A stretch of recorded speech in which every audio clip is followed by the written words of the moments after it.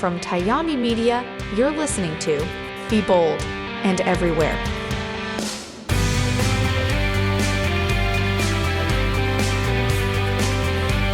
Greetings, everyone. Welcome back to the Be Bold and Everywhere podcast. I'm your host, Mike Heffron. Today, we are jumping into content, why it's important, how to use it, how to build a strategy. I'm going to lay out step-by-step process, the exact framework that my company uses to provide content strategies for brands and businesses. Go ahead, steal this, write it down, save this podcast, transcribe it, give it to your intern and tell them to do all the work themselves. You know, the kind of stuff that gets results, right? I feel like this is important to lay out because it's a question that I get a lot about how do you streamline the content creation process. Content. Let's just back up real quick, just to clarify before we jump in, because I'm going to say the word content a lot in this episode. And content is a word that has a lot of meaning now without a very clear definition as to what exactly it is. I think if you look up, let's just look up, what's the definition of content? What is content? Let's look at the dictionary because there's a lot. So content, or can be content, state of peaceful happiness, which sometimes you get when you watch content, right? Or willing to accept a particular thing, satisfied, content with your current circumstances. All right. Satisfaction. The kind of content we're talking about can do that. Or it's content is information contained within communication media. Doesn't really help, does it? Doesn't really help to describe that. Content, you can think about as the contents. So the contents of a pizza box is a pizza. You hope. Content in the form that we're talking about is the media contained within platforms. So social media content is the media that you view while on social media. User-generated content are things that users create and host via these social media platforms. So a tweet is content. A video on YouTube is content. This podcast is content. Okay, a blog is content.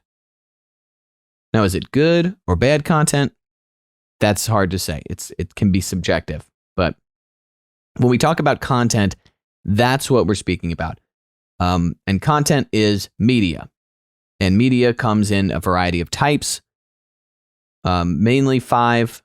I guess you could say 6, depending. You could see media in the form of video, in the form of audio, in the form of written copy, in the form of still photography, in the form of, or any kind of still artwork, let's say. And let's say graphics. And then let's say animation. Especially as we move into a 3D virtual reality world, that sort of content is going to become another form, another type that is new and emerging. An experience is content. A billboard is content, physical, digital. A magazine is more of a platform that contains content. So the magazine is not content, but the cover is content. I hope this is making sense. So that's when we say content strategy, it's not simply branding. Okay. So it's not like your logo isn't content. I know that's it's a little complicated to understand, but when we say content, we mean the media that you're producing via the brand as a vehicle on a platform. I know. It's so odd. But yet somehow, contextually, we know that when someone says content, we know what they're talking about. That's easy. It's like, I'm making content. All right, I know what you mean. It's like an understanding, Now, when it comes to a content strategy, this is where things get complicated, especially in our modern business environment. The demand for content has only increased exponentially. And you could say that the demand for content has increased in line with the amount of users that view social media. The users of social media platforms have gone up continually. I'm not sure in my research that there's ever been a substantial drop in the number of users. There's been drops in the speed of growth, like the amount of growth. Like we saw massive growth in 2020, obviously, of users on social media. That then declined in 2021 and then again declined a little more in 2022. But although the rate of growth is declining, the number of total users continues to maintain a constant growth increase. Now we've crossed a threshold. I think in 2021, we crossed a threshold of over 50% of the world's population being online, which is tremendous. And you have to take into account, of course, the world being a very big place that doesn't have internet access everywhere. In fact, large places without internet access. So as that increases, the amount of people online increases. The average adult in at least the United States spends roughly 95 minutes per day consuming social media content. And that's the average adult. But of course, if you pay attention to anything surrounding this, we know that, especially for younger demographics, that amount of time on social media is much bigger than 95 minutes. We're talking 4+ hours a day consuming content, mainly via social media platforms. Myself, I consume roughly 8 hours of content per day. Sometimes more, sometimes 10, 12 hours.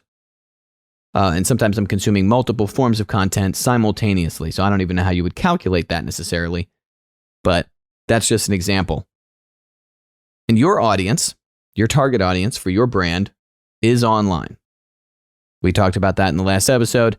So how do you reach them? You reach them via content. And a content strategy is not only top of funnel, you're not only creating demand via this strategy, but it has important applications in mid-funnel and even post-funnel. Okay, so even LTV, even customer experience post-transaction is going to be nurtured via a content strategy. Okay, I want to make this clear that content is not simply the top funnel demand creation. It's playing a role in every piece if done correctly. So how do you begin? All right. Let me lay out the steps for you for our content strategy framework, and then we'll go back in and talk about what each one of them means. The content strategy, I guess it's not really a strategy. It's the framework. The framework is pillars and pieces. And this is not a revolutionary framework. We didn't invent this idea. This has been a well-proven framework for content strategy for years now. And essentially what it involves is pillar content. And pillar content is long-form, value-rich pieces of content. This can take the form of a long YouTube video, a podcast, a long blog article, things that take, I would say, over 10 minutes to consume at minimum, and value-rich. Because the pillar is going to then be chopped into pieces that is distributed via these smaller, more encapsulated channels. Now, if you don't have a value-rich pillar piece of content, then you can't chop into pieces. We've done this with several clients where we'll have an entire podcast that does not have enough value to create more than 2 pieces. And you really want to get as many pieces as possible out of that pillar.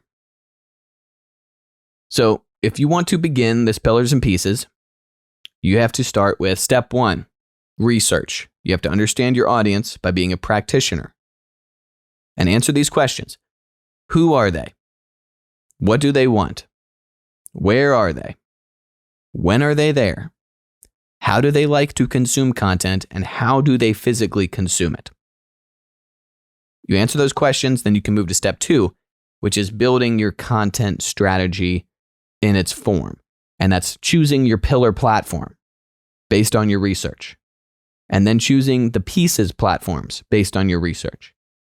So that would be an example of my strategy in its current form is podcast as pillar, TikTok as pieces.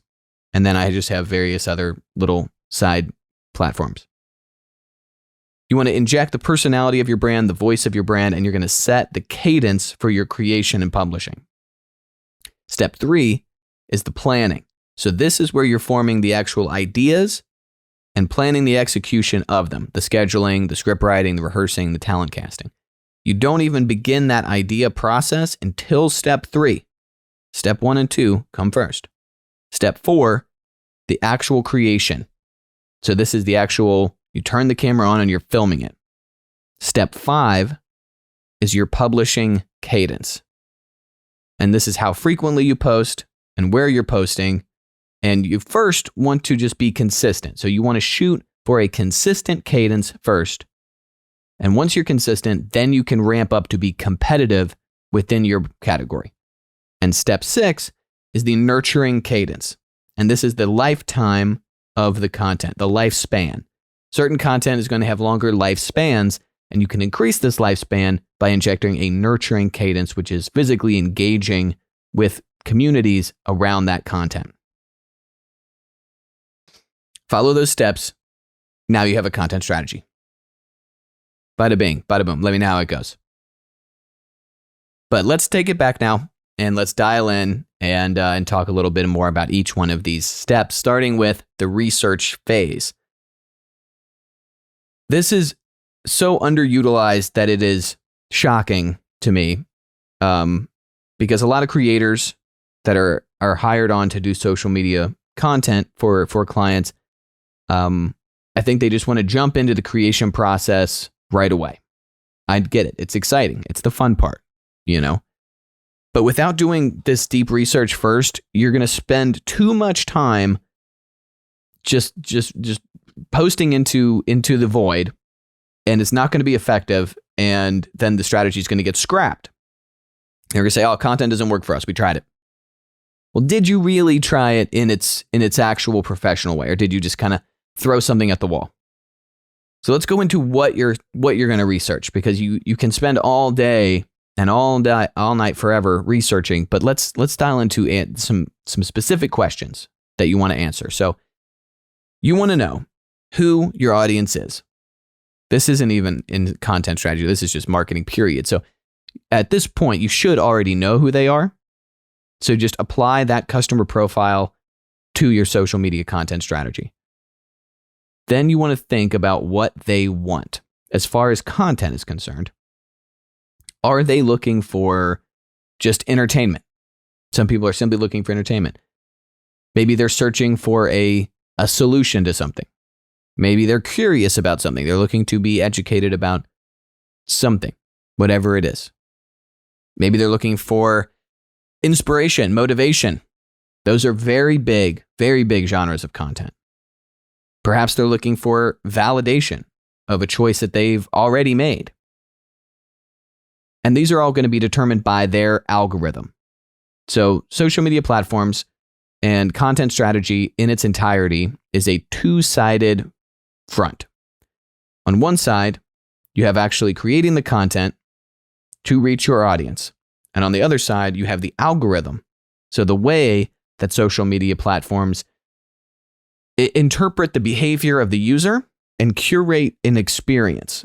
So your content exists on that platform, but the algorithm is going to decide who to show it to and if they want to show it at all. So take both of those into account. But we're not going to talk about algorithm today. That's an entirely different subject. We're focused only on the content strategy.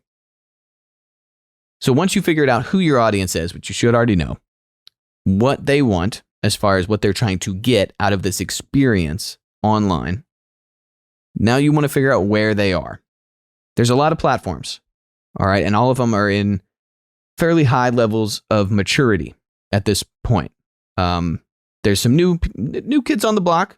We talked about VR, AR, all of that. Not quite at a level of maturity yet, but the main social platforms that you can think of off the top of your head are entrenched They're very sophisticated and they want to keep their users there. So you need to find out, and you can't just guess. You have to go and look, okay? You have to pay very close attention. You have to follow the breadcrumbs. Is your audience on Facebook, Instagram, YouTube? Do they respond to newsletters? How are they consuming content? Where are they getting it? And don't just guess. Like I said, it's continually frustrating to me to have this let's take TikTok, for example. The assumption that TikTok is only users aged 13 to 18. There's still this conception that TikTok is a child's platform when it is absolutely not. Absolutely not. It is a gross mischaracterization of that platform. But if you hold that mischaracterization as truth, you might believe that your audience isn't there when they are, and you could dominate that platform, but you didn't know. This is why you're researching, okay? So you're going to want to find 2 platforms, minimum. 1, your pillar platform, YouTube, podcast, etc. Okay? You want to find out which one of those is going to work best for you in the form of content that you want to create. But we'll get back to the actual creation of that in another step. Then the pieces platform. So something like a TikTok or a Facebook group or, anything like that. So we have who they are. We have what they want. We have where they are. Now, when are they there? And when are they there is a little more important for the nurturing cadence than the publishing cadence currently, due to the way that algorithms are working. But you really do want to know when the users are online. And you can gather these insights through your accounts natively. But you can also be vigilant with your profile of your customer and apply that. Like if you have a customer profile that's a 9-to-5 employee, person that works a 9-to-5 job, they're in the city and they commute via public transit mostly. Okay. So if you are on your way to work and it's 8 a.m. and you're on the train, what are you doing? You're on your phone. You're consuming content. Okay. Likewise, same. You get off work. What are you doing? Oh, you're responding to messages. You're checking your social media apps for messages, notifications, who's that, blah, blah, blah, blah. They're on the platform. All right. There they are. That's when. And you can build this with any number of different profiles, depending on their demographics. Okay. Like if you're targeting retirees, that might not apply. Okay. Once again, the average adult, think about it, 95 minutes a day on social media, on average, not all in one setting. So be vigilant and look for these responses. This is not something that you can spend 15 minutes a day doing. This is an entire job, preferably an entire team doing simply this to make it work. Okay. But I'm giving you the steps, step by step here. So we got the who, what, where, when, how. And how comes in 2 parts. How do they like to consume content? And this is more of the style of the content itself. Okay, so this is the form that the content takes. Whether that be, once again, video, audio, written word, still photography, graphics, animation. How does your audience like to consume content? Are they big readers? Maybe they would much rather be reading an article than trying to watch a video. Okay. Maybe they prefer an audio-based podcast because they're going to put it in their headphones while they're out on a run. They're not going to try to watch a video while they're running. And they're not going to try to read while they're running either. Or maybe they only like video. If they have to read, they're gone. If you don't have video and it's too long, they're gone. Understand this so you have a context for your creative. Likewise, how do they physically consume it? Okay, in the last episode, I was sharing some data from a previous campaign that had over 70% respondents via via mobile device. Okay, so like mobile phone, smartphone, whatever. That was a low ball. That was a conservative number. I went back and reviewed the data with some more updated numbers. 93%. 93% was the exact number on smartphones/mobile devices. Could be tablets. This is going to depend on your audience, though. I'm not saying that that is every audience. I, for one, am not in that. I consume over 50% of the content that I like via desktops and laptops, not on my phone. I consume a lot on my phone, don't get me wrong, but over 50% I consume via desktop or laptop PC. So I'm not in that 93%. And maybe your audience is not either, but you have to know that. This is a question that is important to know. Not just so you can answer a lot of these other questions, but at the same time, this is the context for the creative, okay? Because if you know your audience only responds via mobile, then you're going to optimize that content for a mobile experience. Let me get my phone here. This is the screen, okay? If you're building video content and you know that they're viewing it on that screen, that is now your canvas. That is now the context for the creative. So don't put too much information that's not going to fit on this screen. Don't make it, just understand the canvas of the creation. Okay, I'm not going to go too deep into it because we want to get to the next point here. Because we're at step 2 of 6. And this is your content strategy. Okay. And I know the whole thing is a content strategy, but I use strategy in step 2 because otherwise I think it gets conflated with what the next steps are going to be. Because your strategy is going to be choosing your pillar platform and your pieces platform. So like we talked about where they are, how they consume it. Through those understandings via the research, you're going to know what platform is going to best perform for let's say this campaign, okay? Like once again, it's going to be a refining process, but you want to commit to a pillar platform and a pieces platform for a set amount of time to gather the right amount of data. So if you believe that YouTube is the best pillar platform for you, that's your pillar platform.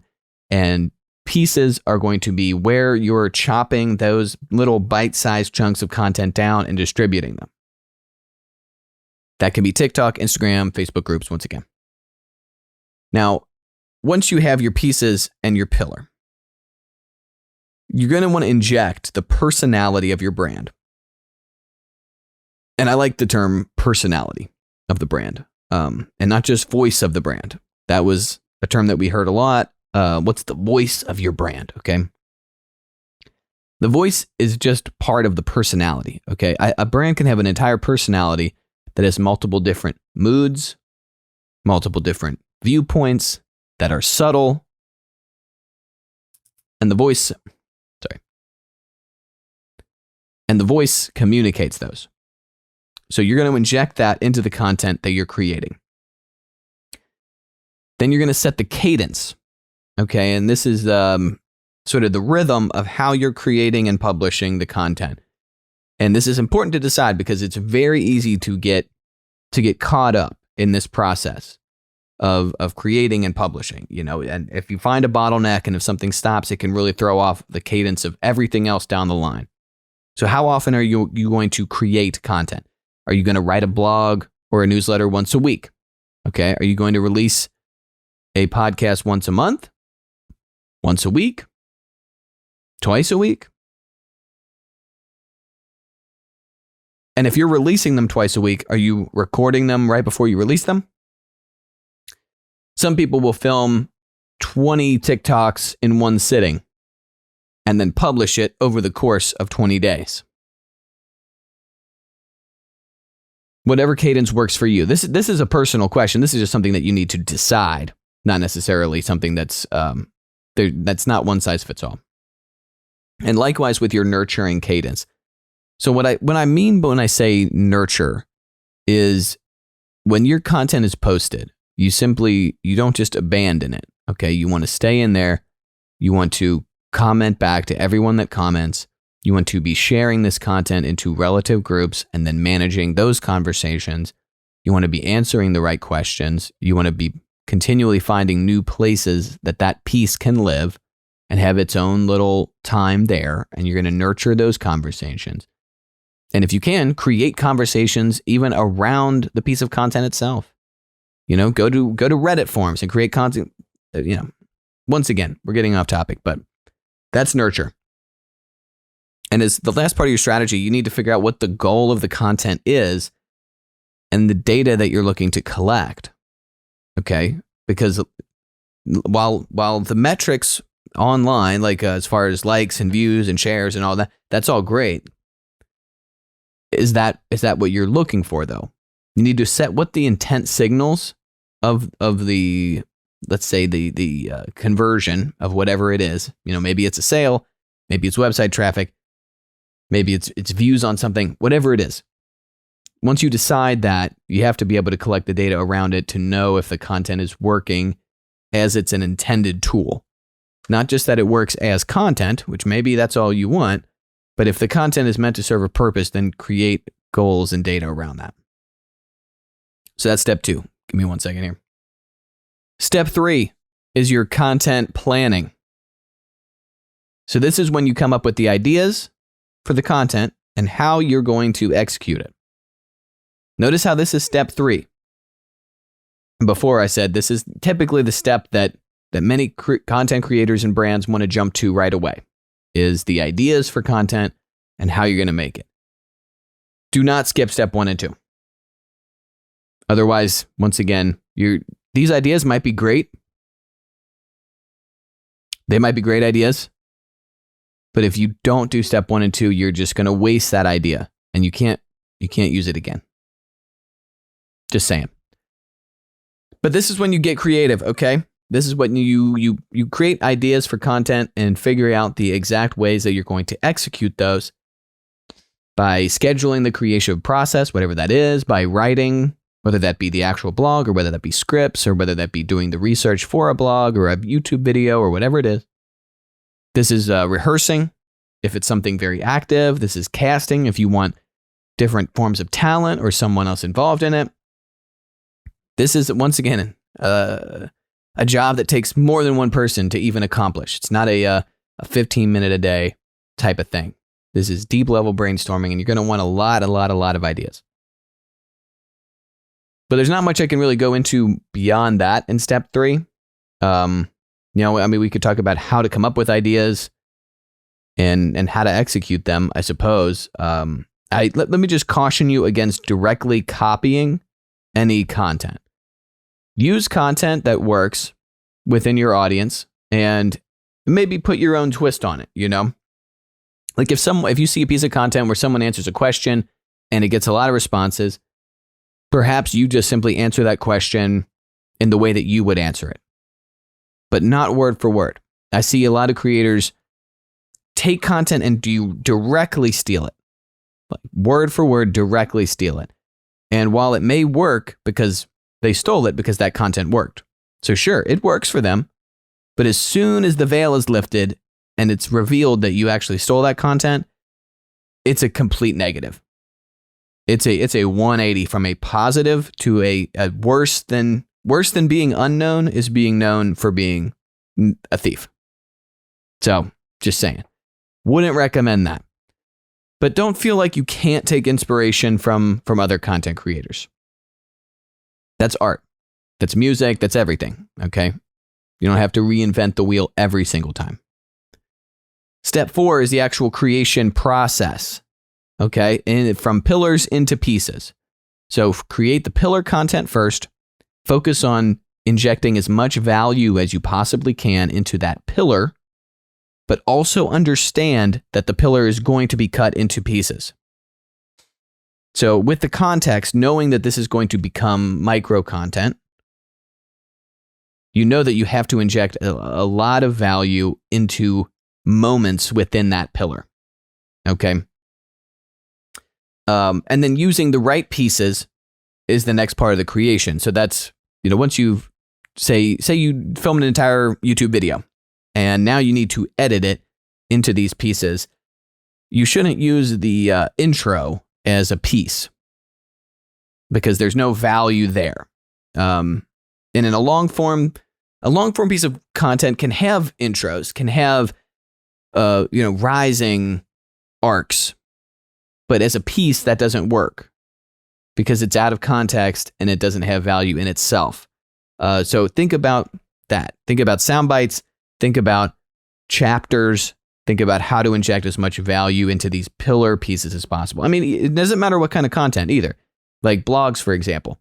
If you're running a blog, like, oh, how do I do micro content as a blogger? Tweets, posts, quotes on Instagram. There's ways to micro anything, including the written word. But if you don't have a value-laden quote inside of your blog, then you can't tweet it. And you should really reconsider what the blog is, right? So think about that. No matter what type of content you're creating, you're going to make the pillar. The pillar as standalone should be wonderful, long lifespan, deeply value-rich piece of content into pieces that don't have to be necessarily as long lifespan. So step 5 is the publishing cadence. So this is how you're going to go about distributing all of the content that you've created. Everything we've done is led up to this moment. This is when we open for business. We show the world what we've made with our content. Now, publishing cadence is going to be different for pillars and pieces. I don't think I need to explain that to you. That probably makes sense, right? I mean, pillar content is huge and value laden. So it's not something that you're going to pump out every single day. That's what the pieces are for. This is why this strategy works, because you want a lot of value in your content. If you're trying to simply make pieces every single day, more often than not, either your publishing cadence is going to be highly inconsistent, or the value of the content itself will be so low that it will never work because you're spending no time to build value into it. But building value-rich content is hard. So that's why you focus on creating pillars when you can, and then using the pieces to keep the cadence consistent. And so to explain a little bit what that means, that's the rhythm of the publishing. So that's something like I post an Instagram picture once a day. I personally don't, but that is an example of a cadence. Once a day, there is a photo on my Instagram. Once a day, I put a TikTok out. That's a cadence. That's a rhythm. Okay? And when you're setting your publishing cadence, part of that is going to be decided once again by the step 2 content strategy, which is how often are you creating and how many pieces do you think you can get out of that creation? If you can only make a piece of pillar content once a month, and maybe that's what you have to do to fit into your schedule, likely you're not going to get more than 10 or 12 pieces out of a piece of pillar content. Even if you get that many, that is an extremely solid piece of content. Likely you're shooting for more like 4 to maybe 8. So if you're creating one piece of pillar content a month and 8 pieces, that means you can post 8 pieces a month. That's your cadence. And while it sounds like not a lot, which it isn't a lot, but it's consistent. And that's what I said. The first step in creating a publishing cadence is consistency. What can you consistently put out? Focus on that first. Then once you've reached a level of consistency, now you can say, okay, what does it take to become competitive? If we wanted to now be competitive with our cadence, what would that take? How would we reach it? But until you feel what it feels like to be in that consistent content machine, you won't be able to get to competitive. And I understand the allure of trying to be competitive out of the gate, to be some underdog that just rushes out and just takes the whole platform by storm. But likely you've never felt what it is even to be consistent. So to jump right to a competitive level, you're more than likely going to reach burnout because you're going to find so many problems that you didn't expect now in your way as obstacles of your creation publishing cadence. So shoot to be consistent, then be consistent, feel what that feels like, gather the right data, then go back and say, okay, now what does it take to post on a competitive level? Right? So it's like we're at one LinkedIn post a week and it's great. It's value rich. We're having a lot of great responses. What would it take to do 4 a week? How do we scale that? But until you're consistent, you don't know what it takes to even reach that. Just saying. Step 6. This is our final step. And this is the nurturing cadence. So similar to the publishing cadence, the rhythm is your nurturing cadence. Okay, now when are you nurturing? Ideally it's constant, but that's just not possible, right? So when we talk about nurturing, like we said before, this is the communication and the sharing of this content and making sure that this content has the longest and richest lifespan that it can have as a piece or a pillar. This can be tricky because the person that's nurturing, or people, say if you have a team of people that are operating as community managers for your content, they must be in line with what we talked about before, the personality and the voice of the brand. It should feel like the brand is a personality that communicates to the world and nurtures that content. Just keep that in mind. How you decide that, how you go about executing it, that's up to you. And it really depends so highly on the brand. I mean, it's so specific, I can't even really lay it out anymore, but I feel like you understand what I'm trying to get at here. Now, as far as rhythm, this is how you want to maybe use the nurturing cadence to, how would you say, like if you're talking about like using gravity to throw something, you can use a nurturing cadence on a previous piece of content to increase the lifespan of the next piece of content. And I feel like I'm not doing this justice. I'm going to have to maybe dial in some better ways of explaining this. But if you get what I'm saying, then you understand what that nurturing process is. And this is definitely a part of our content framework that is not replicated by a lot of other creative agencies. Typically, it's about the creation and the delivering of that creative into your hands, and then good luck, right? No. As I said in the first episode of this podcast, in order for the content to be the most successful, you have to take into account the actual publishing of it and the nurturing process. And so if you have any questions about that, you can, of course, reach out to me. I'm always ready to answer that kind of stuff. And then you're going to repeat that process. Okay. So that's one campaign. And then from step 6, you're gathering all that data. You're going back into step 1 in research. You're refining the customer profile. You're updating it with what they want. Times will also change as well. Platforms are not the same. Instagram is clearly pushing Instagram Reels very, very, very hard. But if you're thinking about Instagram as if it's 2014, you probably want to post a selfie. That does not work. So everything is going to update over time, and everything is going to be very particular to your brand. But I hope if you really take all of this seriously, you'll at least get an understanding of the kind of scope of work that it takes to produce a content strategy and execute it at an effective level. This is a big reason why content marketing is still not taken seriously by so many brands. Because they think they tried it. And by trying it, they mean they had the new hire that just got out of college.